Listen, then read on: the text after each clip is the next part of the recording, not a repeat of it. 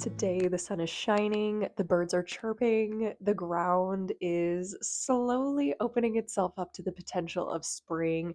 I swear to God, one of these days I will come onto YouTube and not start with the weather and what's happening outside. But when you live in the Midwest and the winter days just pile up and it really just like wears on your mentality, by the time March rolls around, you are so thankful for every ray of sunshine. So I am actually packing myself up. I've got my bag. I am getting ready to meet a friend at a coffee shop. And so we are going to go just kind of have like an artist date.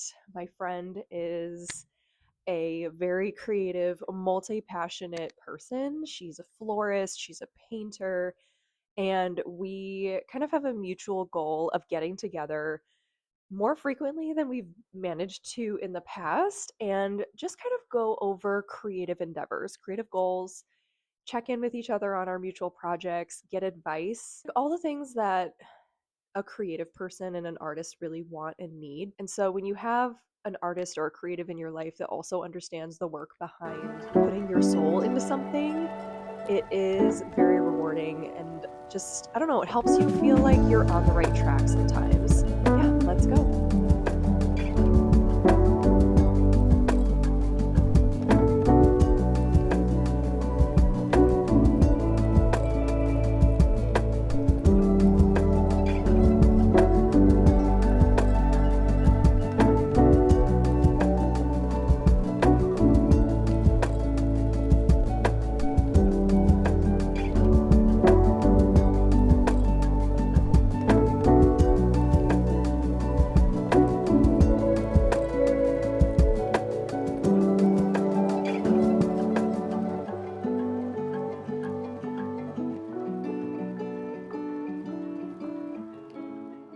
I just got back from spending the morning with my friend. We had such great conversation. I feel like I'm really lucky to have someone in my life who is a close friend that also understands how difficult it is to be an artist, to develop a craft, to have this innate creative drive and the frustrations that come with having to work a full-time job, have families, go through grief. She and I have both lost our fathers in recent years, and I've talked about this in other videos, but grief oftentimes acts as a major catalyst for someone pursuing a creative goal or a creative dream. Grief has both been the source of setback. Grief has also been the biggest source of creative push forward that I've ever experienced in my life. And sometimes I hate that. I hate that, like, my dad hasn't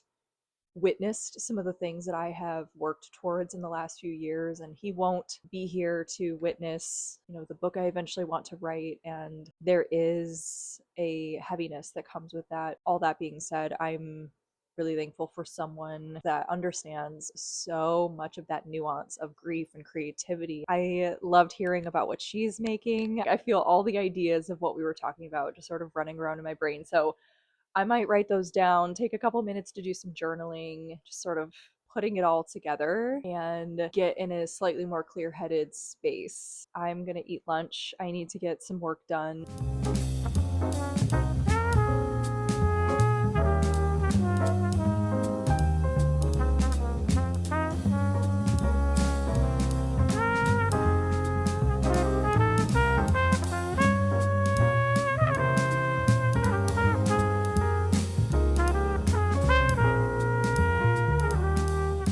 I am contemplating doing the artist way again. I have done it twice before.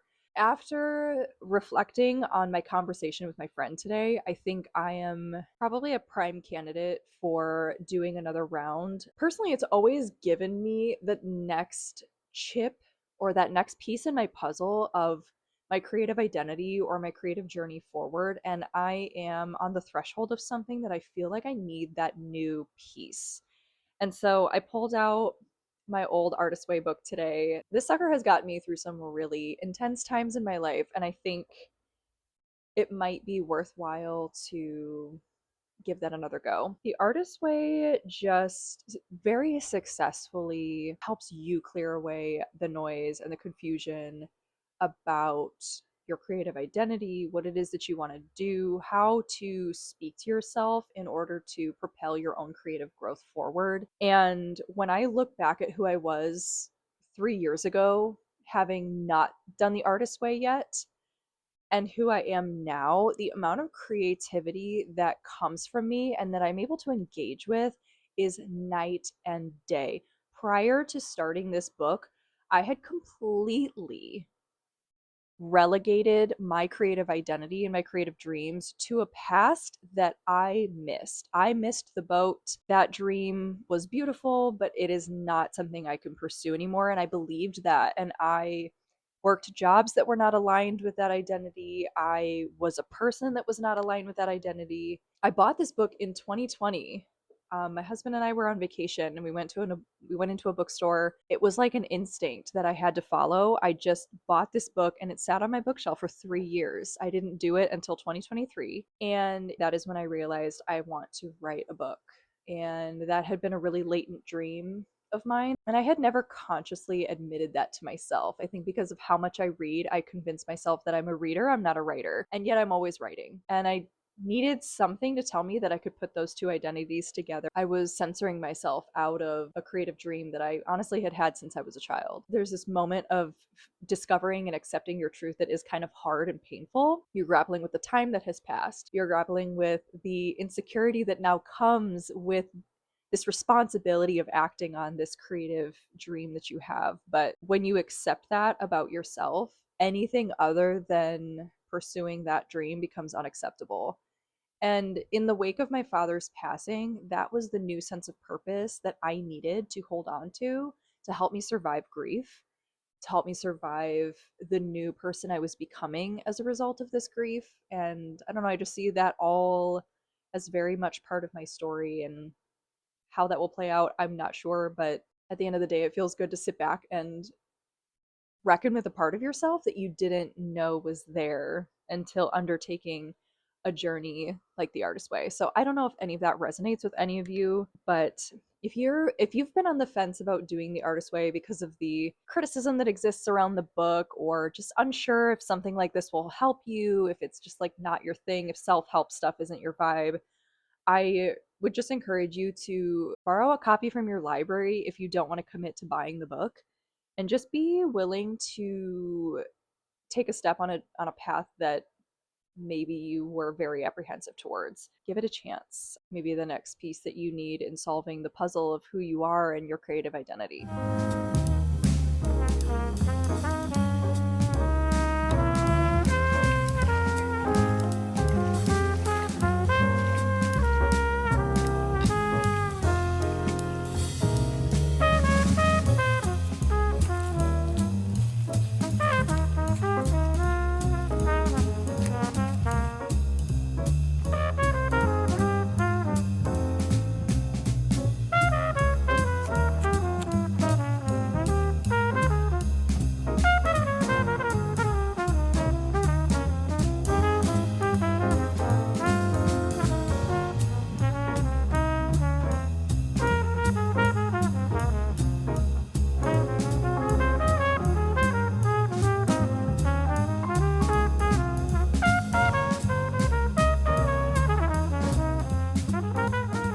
Something that I've been trying to infuse into my week are analog activities, and specifically letter writing. I therefore joined a couple snail mail clubs and like art subscription clubs, I guess. And I wanted to show you a few of what I have been getting in the past month. On Substack, there is a snail mail club hosted by Lori at Little Truths. So her Substack is Little Truths, very self directed. You kind of go through the directory and you look through all the people on this directory and you kind of see who you're interested in reaching out to. And then you're responsible for reaching out to them either through email or Substack. I had a few people reach out to me, and we've been dialoguing via snail mail for the past month or so. I have a pen pal in Kentucky and then one in Germany. So that's been kind of exciting. And I don't know, I'm just looking forward to writing letters. and connecting with people slowly in a completely non digital space. And then the second snail mail that I joined is Poésie Perdue, and this is hosted by Haley Fiona. She is on Instagram, she's on TikTok, and she is an artist who also writes poetry to go with her monthly art piece. They're hand tied with this beautiful French blue ribbon, and each month she writes a letter that speaks to something beautiful about us experiencing that month or season. She hand draws these beautiful art pieces, and then on the back is the poem to go with it. And I, every month, have found myself really looking forward to this subscription in particular. Her sense of style and her taste and what she chooses to draw are beautiful and perfect for people who have a romantic soul. I just love the touch of beauty, the vintage past that she's able to portray so well in her letters. I was actually gifted this last one from a friend. It's called the Dear You art subscription by Danny Penev, and each letter contains an art piece that goes along with that month's theme. This month was also a recipe for a spring citrus loaf, which I cannot wait to make. And then, same thing, kind of like a little art piece with a poem on the back. And I just, oh, there's something so fun and simple about receiving letters in the mail. Am I the only one who geeks out over snail mail? So I think this is going to become my new obsession. We could get there's snacks in there too. Oh, matcha I can't mochi. promise it, but I think it'll happen. What? Why can't we promise? What do we not? Yeah. Like it looks like it could be an underwear, That's like a on box you. of special underwear. Here's with the for strawberry again. gentlemen. Oh my gosh, this is so cute. You want this one?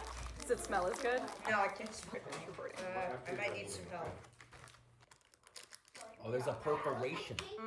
Have one. That's what everyone always says. Oh man, it smells so good.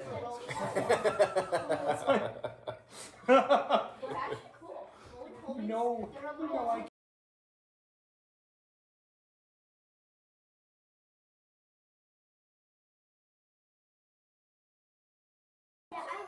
It tastes so like beautiful.